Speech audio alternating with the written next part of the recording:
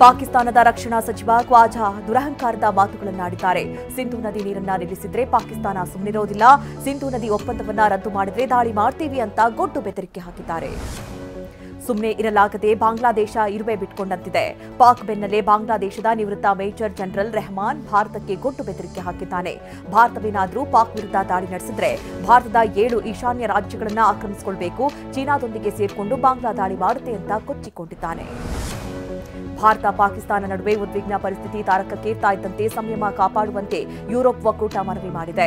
ಭಾರತ ವಿದೇಶಾಂಗ ಸಚಿವ ಜೈಶಂಕರ್ ಪಾಕಿಸ್ತಾನ ಉಪ ಪ್ರಧಾನಿ ಇಶಾಕ್ ದಾರ್ಗೆ ಪ್ರತ್ಯೇಕವಾಗಿ ಕರೆ ಮಾಡಿ ಯುರೋಪ್ ಒಕ್ಕೂಟದ ಹಿರಿಯ ರಾಜತಾಂತ್ರಿಕ ಅಧಿಕಾರಿ ಖಾಜಾ ಖಲ್ಲಾಸ್ ಸಂಯಮ ಕಾಯ್ದುಕೊಳ್ಳುವಂತೆ ಮನವಿ ಮಾಡಿಕೊಂಡಿದ್ದಾರೆ.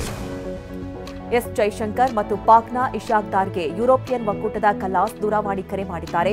ಗಡಿ ಉದ್ವಿಗ್ನತೆಯಿಂದ ಯಾವುದೇ ಪ್ರಯೋಜನವಾಗಲ್ಲ ಅಂತ ಎರಡೂ ದೇಶಗಳಿಗೆ ಸಲಹೆ ಕೊಟ್ಟಿದ್ದಾರೆ. ಈ ವೇಳೆ ಭಾರತ ಆಧಾರರಹಿತ ಆರೋಪ ಮಾಡ್ತಾ ಇದೆ, ಪಾಕ್ ವಿರುದ್ಧ ಪ್ರಚೋದನಕಾರಿ ಪ್ರಚಾರ ಮಾಡ್ತಾ ಇದೆ ಅಂತ ಪಾಕ್ ವಿದೇಶಾಂಗ ಸಚಿವ ದಾರ್ ಗಂಭೀರ ಆರೋಪ ಮಾಡಿದ್ದಾರೆ. ಪಾಕಿಸ್ತಾನಕ್ಕೆ ಯುರೋಪಿಯನ್ ದೇಶಗಳು ಶಾಕ್ ಕೊಟ್ಟಿವೆ. ಪಾಕ್ ವಾಯು ಪ್ರದೇಶದಲ್ಲಿ ವಿಮಾನ ಹಾರಾಟಕ್ಕೆ ಹಿಂದೇಟು ಹಾಕ್ತಾ ಇವೆ. ಈಗಾಗಲೇ ಭಾರತ ಪಾಕ್ ವಾಯು ಪ್ರದೇಶ ಮುಚ್ಚಿದೆ. ಇದರ ಬೆನ್ನಲ್ಲೇ ಪಾಕ್ ವಾಯು ಪ್ರದೇಶದ ಬಳಕೆ ಮಾಡದಿರಲು ಯುರೋಪಿಯನ್ ದೇಶಗಳು ನಿರ್ಧರಿಸಿವೆ. ಏರ್ ಫ್ರಾನ್ಸ್, ಬ್ರಿಟಿಷ್ ಏರ್ವೇಸ್ ಮತ್ತು ಸ್ವಿಸ್ ವಿಮಾನಗಳು ಪಾಕಿಸ್ತಾನದ ವಾಯು ಪ್ರದೇಶ ಬಳಸದಿರಲು ಹಿಂದೇಟು ಹಾಕ್ತಾ ಇವೆ. ಪಹಲ್ಗಾಮ್ ಉಗ್ರರ ದಾಳಿಯನ್ನ ಸ್ವಿಸ್ ವಿದೇಶಾಂಗ ಸಚಿವ ಇಗ್ನಾಜಿಯೋ ಕ್ಯಾಸಿನ್ ಖಂಡಿಸಿದ್ದಾರೆ. ಎಸ್ ಜೈಶಂಕರ್ ಜೊತೆ ಸ್ವಿಸ್ ವಿದೇಶಾಂಗ ಸಚಿವರು ವಿಸ್ತೃತ ಚರ್ಚೆ ನಡೆಸಿದ್ದಾರೆ. ಭಾರತ ಯಾವ ಕ್ಷಣದಲ್ಲಾದರೂ ಸೇನಾ ಕಾರ್ಯಾಚರಣೆ ನಡೆಸುವ ಭೀತಿ ಪಾಕಿಸ್ತಾನವನ್ನ ಕಾಡ್ತಾ ಇದೆ. ಹೀಗಾಗಿ ಪರಿಸ್ಥಿತಿ ತಿಳಿಗೊಳಿಸಲು ಮಧ್ಯಸ್ಥಿಕೆ ವಹಿಸಬೇಕೆಂದು ಪಾಕಿಸ್ತಾನ ಗಲ್ಫ್ ರಾಷ್ಟ್ರಗಳ ಮೊರೆ ಹೋಗಿದೆ. ಸೌದಿ ಅರೇಬಿಯಾ, ಕುವೈತ್ ಮತ್ತು ಯುಎಇ ರಾಯಭಾರಿಗಳ ಜೊತೆ ಪಾಕ್ ಪ್ರಧಾನಿ ಶಹಬಾಜ್ ಶರೀಫ್ ಮಾತುಕತೆ ನಡೆಸಿದ್ದಾರೆ. ಪಾಕ್ನಿಂದ 10 ಲಕ್ಷ ಬಾರಿ ಸೈಬರ್ ದಾಳಿಗೆ ವಿಫಲ ಯತ್ನ ನಡೆದಿದೆ. ಪಾಪಿ ಪಾಕಿಸ್ತಾನದ ಮತ್ತೊಂದು ನೀಚ ಕೃತ್ಯ ರಿವೀಲ್ ಆಗಿದೆ. ಪಾಕಿಸ್ತಾನ ಹ್ಯಾಕರ್ಸ್ಗಳ ಕಳ್ಳಾಟಕ್ಕೆ ಭಾರತ ಬ್ರೇಕ್ ಹಾಕಿದೆ. ಭಾರತದ ಪ್ರಮುಖ ವೆಬ್ಸೈಟ್ ಹ್ಯಾಕ್ ಮಾಡಲು ಪಾಪಿ ಪಾಕಿಸ್ತಾನ ಪ್ರಯತ್ನ ಮಾಡ್ತಾ ಇದೆ. ಮಕ್ಕಳು, ನಿವೃತ್ತ ಸೈನಿಕರು ಹಾಗೂ ಇತರ ಸೇವೆಗಳನ್ನ ಟಾರ್ಗೆಟ್ ಮಾಡಿ ಸೈಬರ್ ದಾಳಿ ನಡೆಸಿದ್ರು. ಆದರೆ ಡಿಜಿಟಲ್ ಪ್ಲಾಟ್ಫಾರ್ಮ್ ಹ್ಯಾಕ್ಗೆ ಪಾಕ್ ಪ್ರಯತ್ನ ವಿಫಲಗೊಂಡಿದೆ. IOK hackers, Khilafat internet hackers Pak, ಮಧ್ಯಪ್ರಾಚ್ಯ, ಇಂಡೋನೇಷ್ಯಾದಲ್ಲಿ ಕೂತು ಕೃತ್ಯ ಎಸಗಲಾಗ್ತಾ ಇದೆ. ರಾತ್ರೋರಾತ್ರಿ ತುರ್ತು ಮಾಧ್ಯಮಗೋಷ್ಠಿ ನಡೆಸಿ ಭಾರತ ದಾಳಿ ನಡೆಸುತ್ತೆ ಎಂಬ ಹೇಳಿಕೆ ನೀಡಿದ್ದ ಪಾಕಿಸ್ತಾನ ಸಚಿವ ಅತಾವುಲ್ ತಾರರ್ ಟ್ವೀಟ್ಗೆ ನಿರ್ಬಂಧ ಹೇರಲಾಗಿದೆ. ಕಳೆದ ಬುಧವಾರ ಮಾಧ್ಯಮಗೋಷ್ಠಿ ನಡೆಸಿದ್ದ ತಾರರ್ ಮುಂದಿನ 24 ಅಥವಾ 36 ತಾಸುಗಳಲ್ಲಿ ಭಾರತ ಮಿಲಿಟರಿ ದಾಳಿ ನಡೆಸುತ್ತೆ, ಪಾಕಿಸ್ತಾನಕ್ಕೆ ವಿಶ್ವಾಸಾರ್ಹ ಗುಪ್ತಚರ ಮಾಹಿತಿ ಬಂದಿದೆ ಅಂತ ಅತಾವುಲ್ಲಾ ತಾರರ್ ಹೇಳಿದ್ದಾರೆ. ಬಲೂಚ್ ಹೋರಾಟಗಾರರು ಕಲಾತ್ ಜಿಲ್ಲೆಯ ಬಂಗೋಚರ್ ನಗರದ ಮೇಲೆ ಹಿಡಿತ ಸಾಧಿಸಿದ್ದಾರೆ. ಸರ್ಕಾರಿ ಕಟ್ಟಡಗಳು ಮತ್ತು ಮಿಲಿಟರಿ ಸ್ಥಾಪನೆಗಳನ್ನು ವಶಪಡಿಸಿಕೊಂಡಿದ್ದಾರೆ. ನೂರಾರು ಮಂದಿ ಶಸ್ತ್ರಸಜ್ಜಿತರಾಗಿ ರಸ್ತೆಯಲ್ಲೂ ಓಡಾಡ್ತಾ ಇದ್ದಾರೆ.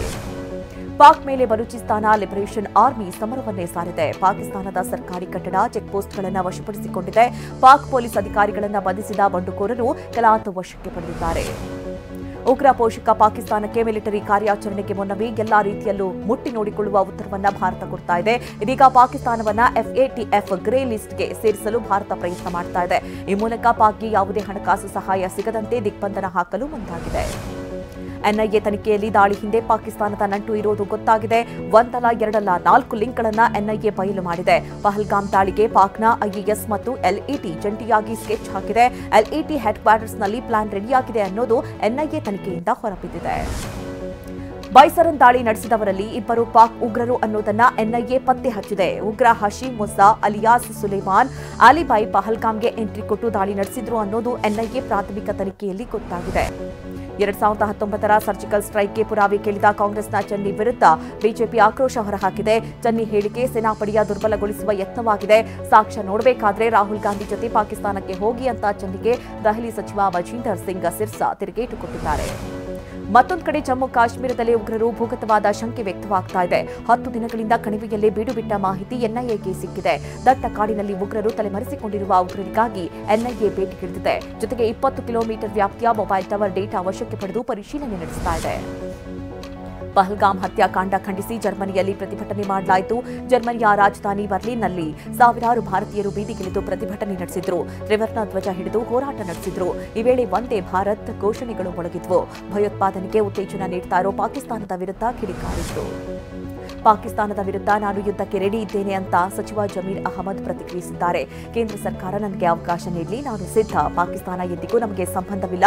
ಪಾಕಿಸ್ತಾನ ಯಾವತ್ತಿದ್ರೂ ನಮ್ಮ ಶತ್ರು ದೇಶವೇ. ಕೇಂದ್ರ ಸರ್ಕಾರ ಪಾಕಿಸ್ತಾನದ ಮೇಲೆ ಯುದ್ಧ ಸಾರಲಿ ಅಂತ ಆಗ್ರಹಿಸಿದ್ದಾರೆ. ಪಾಕಿಸ್ತಾನದ ವಿರುದ್ಧ ಮಾಜಿ ಯೋಧರು ಕೆಂಡ ಕಾರಿದ್ದಾರೆ. ಪಾಕಿಸ್ತಾನ ಬಗ್ಗು ಬಡಿಯಲು ಇದು ಸೂಕ್ತ ಕಾಲ. ಸರ್ಕಾರ ಓಕೆ ಅಂದ್ರೆ ಪಾಕ್ ಬಗ್ಗು ಬಡಿಯೋದಕ್ಕೆ 3 ನಿಮಿಷ ಸಾಕು ಅಂತ ಗದಗದ ಮಾಜಿ ಸೈನಿಕರು ಆಕ್ರೋಶ ಹೊರಹಾಕಿದ್ದಾರೆ. ಅಲ್ಲದೆ ಸರ್ಕಾರ ಬುಲಾವ್ ನೀಡಿದ್ರೆ ಯುದ್ಧಕ್ಕೆ ನಾವು ರೆಡಿ ಅಂತ ಹೇಳಿದ್ದಾರೆ. ಗಾಯಕ ಸೋನು ನಿಗಮ್ ವಿರುದ್ಧ ದೂರು ದಾಖಲಾಗಿದೆ. ಕನ್ನಡ ರಕ್ಷಣಾ ವೇದಿಕೆಯಿಂದ ಬೆಂಗಳೂರಿನ ಆವಲಹಳ್ಳಿ ಠಾಣೆಯಲ್ಲಿ ದೂರು ದಾಖಲಾಗಿದೆ. ಸೋನು ನಿಗಮ್ ಕನ್ನಡ ಭಾಷೆಯನ್ನ ಪಹಲ್ಗಾಮ್ ದಾಳಿಗೆ ಹೋಲಿಸಿದ್ರು. ಹೀಗಾಗಿ ಸೋನು ನಿಗಮ್ ವಿರುದ್ಧ ಕ್ರಮ ಜರುಗಿಸಬೇಕು ಅಂತ ಕರವೇ ಆಗ್ರಹಿಸಿದೆ. ಸೋನು ನಿಗಮ್ ಒಬ್ಬ ಸಾಂಸ್ಕೃತಿಕ ಭಯೋತ್ಪಾದಕ ಅಂತ ಕರವೇ ರಾಜ್ಯಾಧ್ಯಕ್ಷ ಟಿಎ ನಾರಾಯಣಗೌಡ ಆಕ್ರೋಶವನ್ನು ಹೊರಹಾಕಿದ್ದಾರೆ. ಸೋನು ನಿಗಮ್ ಕನ್ನಡದಿಂದ ಬ್ಯಾನ್ ಮಾಡಬೇಕು. ಕನ್ನಡಿಗರನ್ನ ಭಯೋತ್ಪಾದಕರಿಗೆ ಹೋಲಿಸ್ತೀಯಾ? ಕೂಡಲೇ ಸೋನು ನಿಗಮ್ ಕನ್ನಡಿಗರ ಕ್ಷಮೆ ಕೇಳಬೇಕು. ಇಲ್ಲವಾದ್ರೆ ಸೋನು ಕನ್ನಡ ಹಾಡು ಹಾಡುವಂತಿಲ್ಲ ಅಂತ ಆಗ್ರಹಿಸಿದ್ದಾರೆ. ಸೋನು ನಿಗಮ್ ಕನ್ನಡಿಗರಿಗೆ ಅವಮಾನಿಸಿರುವುದು ತಪ್ಪು ಅಂತ ಫಿಲ್ಮ್ ಚೇಂಬರ್ ಅಧ್ಯಕ್ಷ ನರಸಿಂಹಲು ಟಿವಿ9ಗೆ ಪ್ರತಿಕ್ರಿಯಿಸಿದ್ದಾರೆ.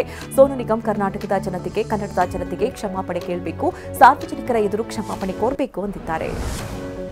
ಪಹಲ್ಗಾಮ್ ನರಮೇಧ ಕರಿನೆರಳು ನಡುವೆಯೇ ಜಮ್ಮು ಮತ್ತು ಕಾಶ್ಮೀರಕ್ಕೆ ಪ್ರವಾಸಿಗರು ಆಗಮಿಸ್ತಾ ಇದ್ದಾರೆ. ಪರಿಸ್ಥಿತಿ ಚೆನ್ನಾಗಿದ್ದು ಪ್ರವಾಸಿಗರು ಆತಂಕ ವ್ಯಕ್ತಪಡಿಸುವ ಅಗತ್ಯವಿಲ್ಲ ಅಂತ ಹೈದರಾಬಾದ್ ಪ್ರವಾಸಿ ಅಬ್ದುಲ್ ವಾಹಿದ್ ಹೇಳಿದ್ದಾರೆ. ಕುಟುಂಬ ಸಮೇತ ಆಗಮಿಸಿ ಪ್ರವಾಸೋದ್ಯಮವನ್ನ ಪ್ರೋತ್ಸಾಹಿಸಬೇಕೆಂದು ಮನವಿ ಮಾಡಿದ್ದಾರೆ.